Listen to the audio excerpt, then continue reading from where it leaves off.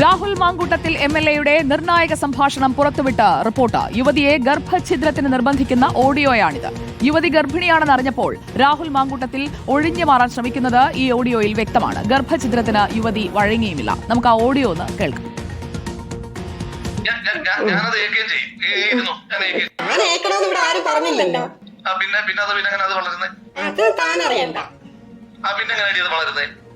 ഞാൻ ആ കൊച്ചിനെ കാണുന്നവരല്ല തന്തയില്ലാത്തൊരു കൊച്ചു പൂവിലോട്ട് പൊട്ടി വീഴുമോ? പിന്നെ ആ കൊച്ചാരെ ചൂണ്ടിക്കാണിക്കുന്നേ? അത് ഞാൻ ആ കൊച്ചിനോട് പറഞ്ഞോളാം. മറ്റുള്ള ആളോട് എനിക്ക് പറയേണ്ട ആവശ്യമില്ല. ആ കൊച്ചിനെ ആരെ ചൂണ്ടിക്കാണിക്കും? അതന്നെ ചൂണ്ടിക്കാണിക്കും. പിന്നെ അല്ലാണ്ട് വേറെ ആര് ചൂണ്ടിക്കാണിക്കാനാണ് എനിക്കിരിക്കുന്നത്?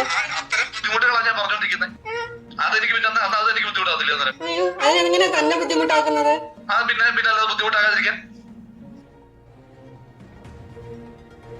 ആർ റോഷിപാലും TV പ്രസാദുമാണ് നമുക്കൊപ്പം ചേരുന്നത്. ആദ്യം ആർ റോഷിപാലിലേക്ക്. ആർ റോഷിപാൽ, ഇത്രയും നാൾ ഒരു ആരോപണമായി അന്തരീക്ഷത്തിൽ നിൽക്കുകയായിരുന്നു. എന്നാൽ ഇപ്പോൾ രാഹുൽ മാങ്കൂട്ടത്തിൽ MLA-യുടെ ശബ്ദം തന്നെയല്ലേ നമ്മൾ ഈ ഓഡിയോയിൽ കേൾക്കുന്നത്? സുജയ പാർവതി, യൂത്ത് കോൺഗ്രസിന്റെ സംസ്ഥാന അധ്യക്ഷൻ രാഹുൽ മാങ്കൂട്ടത്തിൽ, പാലക്കാട് MLA കൂടിയായ രാഹുൽ മാങ്കൂട്ടത്തിൽ ഒരു പെൺകുട്ടിയെ ഗർഭഛിദ്രത്തിന് അത് പ്രേരിപ്പിക്കുന്നു, നിർബന്ധിക്കുന്നു. ശക്തമായ രീതിയിൽ ആ പെൺകുട്ടിയെ വേട്ടയാടുന്നതിൻ്റെ ഒരു വഞ്ചനയുടെ തെളിവ് കൂടിയാണ് ഇപ്പോൾ പുറത്തു വന്നിരിക്കുന്നത്. ആ പെൺകുട്ടി ആ ഗർഭഛിദ്രത്തിന് തയ്യാറാകാതിരിക്കുമ്പോൾ ആ കുട്ടിയെ ശക്തമായ രീതിയിൽ സമ്മർദ്ദം ചെലുത്തുകയാണ്. അത്രയും വലിയ ഒരു വളരെ വിഷമകരമായ ഒരു ശബ്ദ സംഭാഷണമായി ഇതിനെ നമുക്ക് കാണേണ്ടി വരും. ആ പെൺകുട്ടിക്ക് ആ കുട്ടിയെ വളർത്താൻ താല്പര്യമുണ്ടായിരുന്നു.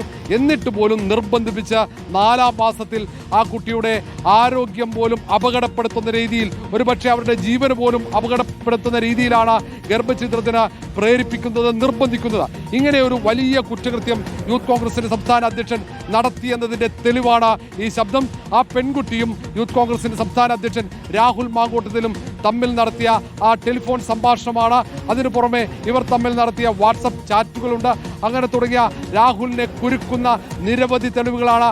അതിൽ ഒരു തെളിവ് മാത്രമാണ് നമ്മൾ ഇപ്പോൾ പുറത്തുവിട്ടിരിക്കുന്നത്. നേരത്തെ പല കോണുകളിൽ നിന്ന് രാഹുലിനെതിരെ ആക്ഷേപങ്ങൾ ഉയർന്നിരുന്നു, ആരോപണങ്ങൾ ഉണ്ടായിരുന്നു.